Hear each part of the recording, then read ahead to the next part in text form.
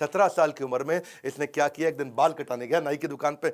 भैया बोला बढ़िया बढ़िया बाल काट दो, लेकिन नाई बोला यार मैं वेट कर भैया, अभी 3 आदमी बैठे हैं। इसको समझ में आया लोगों को वेट करना पड़ता है। इसने का नया बिजनेस आइडिया, 17 साल की उम्र में एक पिन बॉल गेम का बढ़िया बिजनेस आइडिया कर दिया इन्होंने। पिनबॉल गेम कैसा होता है, ये समझो जैसे इंडियन कंचे होते हैं ना, उसका पॉलिश्ड वर्जन। हाँ, वहां पे टेबल लगा दी, उसमें कंचा छेद में फेंकना रहता है, तो वो निकल पिनबॉल मशीन बोलते हैं उसको। इन्होंने $25 की मशीन ली, जाके नाई को समझाया कि मेरी बात समझ भाई, तेरा इसके अंदर कोई रिस्क नहीं है, नो रिस्क प्रेपोजिशन, पैसा मेरा है, लगेगा, लोग आएंगे खेलेंगे और उनको मजा आएगा, तेरे पास ज्यादा लोग आएंगे, वेट करते वक्त वो खेलते रहेंगे। अच्छा, लोगों को अच्छा लगने लगा। हाँ, उसमें क्या सिस्टम था कि भाई 5 सेंट डालो और 20 बॉल मिलेंगी, आराम से खेलते रहो।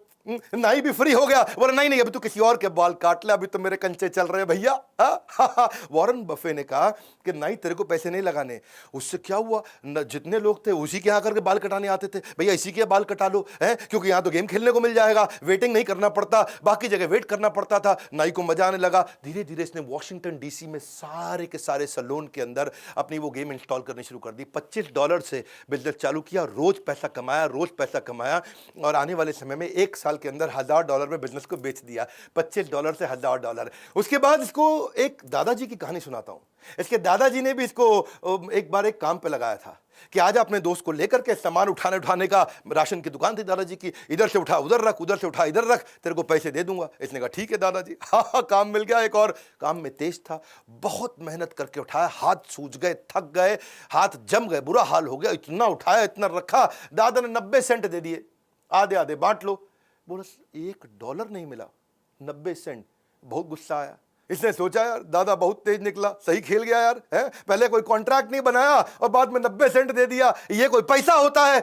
उस दिन इसको समझ में आया कि मेरी बात सुनो भैया, हाँ, पहले ही स्पेसिफिक्स और कॉन्ट्रैक्ट साइन करके ही धंधा करना है किसी के साथ। जब नौकरी भी मांगने जाओ ना, उस दिन जिस दिन नौकरी मिलती है ना, तब नेगोशिएट कर लेना इंटरव्यू में। उस समय जितनी तनख्वाह तय हो गई, उसके बाद कोई नहीं पूछेगा, 1 साल तक तनख्वाह नहीं बढ़ती भैया फिर तो। Big bargaining leverage is greatest when you begin a job, उसके बाद कोई नहीं पूछता आपको। तो ये कहते हैं कि मैं अच्छा इन्वेस्टर इसलिए क्योंकि मैं अच्छा बिजनेसमैन हूं, और अच्छा बिजनेसमैन भी इसलिए क्योंकि मैं अच्छा इन्वेस्टर हूं। रिस्क कहते हैं कि खत्म हो जाता है जब तुमको समझ में आ जाता है तुम कर क्या रहे हो। पहले समझ तो लो तुम कर क्या रहे हो। शेयर मार्केट में रिस्क तो उसको होता है जिसको पता ही नहीं वो पैसा कहां लगा रहा है।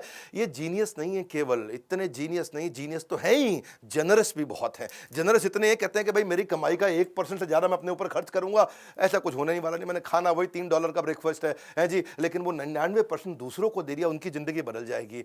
ये अपनी जिंदगी में $3 से ऊपर का ब्रेकफास्ट नहीं किया इन्होंने, और अपनी सारी की सारी चैरिटी लोगों को कमिट कर दी। $37 बिलियन ऑलरेडी दे चुके हैं। कोविड की जो आज वैक्सीनेशन आई है उसमें वॉरेन बफे का बहुत बड़ा कंट्रीब्यूशन, उन्होंने बहुत डोनेशन किया है। ये अपने बच्चों को पूरा पैसा देने में बिलीव नहीं करते। ये कहते हैं कि भाई बच्चों को इंडिपेंडेंट और कॉन्फिडेंट बनाओ, वो खुद ही कमा लेंगे। मैं अपने बच्चों को इतना तो देना चाहता हूं कि उनको लगे कि वो कुछ भी कर सकते हैं, लेकिन इतना नहीं देना चाहता कि उनको लगे कि अब कुछ करने की जरूरत ही नहीं है। हाँ, इनको हाईएस्ट सिविलियन अवार्ड भी, जैसे अपने भारत रत्न रहता है, वहां प्रेसिडेंशियल मेडल ऑफ फ्रीडम होता है भारत रत्न की तरह यूएस के अंदर, वो उनको बराक ओबामा ने दिया था। बराक ओबामा क्या बोलते हैं, भैया आप मेरी इंस्पिरेशन हो, और ना केवल आप सबसे अमीर हो बल्कि आप सबसे एडमायर्ड और रिस्पेक्टेड भी हो।